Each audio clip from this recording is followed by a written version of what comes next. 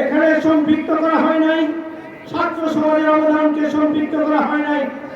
এই ঘোষণাপত্রে প্রবাসী যারা রেমিটেন্স বন্ধ করে দিয়ে এই আন্দোলনের অংশগ্রহণ করেছিলেন সেই রেমিটেন্স যোদ্ধাদেরকে এই ঘোষণাপত্রে সংযুক্ত করা হয় নাই।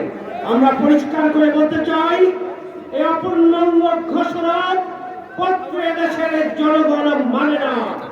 এটাকে পূর্ণাঙ্গ করতে হবে এবং অবিলম্বে এই সরকার প্রয়োজন হলে কোন রাজনৈতিক দল যদি রাজি না হয়, গণভোটের মাধ্যমে হলেও এই ঘোষণাপত্র এবং জুলাই সনদকে আইনি এবং সাংবিধানিক কাঠামোর আওতায় নিয়ে আসতে হবে।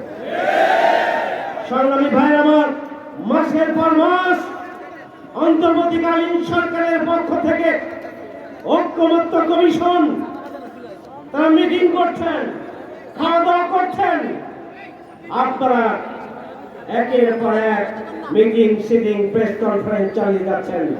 জুলাই সনদের জন্য এখন পর্যন্ত আমরা বুঝতে পারছি না যে আবারও একটি রাজনৈতিক দলের নোট অফ ডিসেন্টের আনুগত্য করবেন না দেশের 18 কোটি মানুষের আনুগত্য করবেন। জুলাই সনদের আইনি ভিত্তি আপনারা দিতে পারছেন কিনা তার উপর নির্ভর করবে। এই জন্য আমরা আজকের এই সমাবেশ থেকে আমরা স্পষ্ট ভাষায় বলতে চাই, জুলাই সনদকে আপনাদেরকে আইনি কাঠামো দিতে হবে, প্রয়োজন হলে গণভোট দিতে হবে, প্রয়োজন হলে আপনারা এদেশের জনগণের ম্যান্ডেট নিয়েই জুলাই সনদের আইনি ভিত্তি নিশ্চিত করবেন। কোন বিশেষ রাজনৈতিক দলের আনুগত্য করবেন না। যদি করেন তাহলে আপনারা আন্দোলন দেখেছেন, জামাত ইসলামী, ইসলামী ছাত্র শিবির 18 কোটি মানুষকে নিয়ে যদি রাজপথে নেমে যায়, তাহলে ওই চমুনাই আপনারা কেউ থাকতে পারবেন না।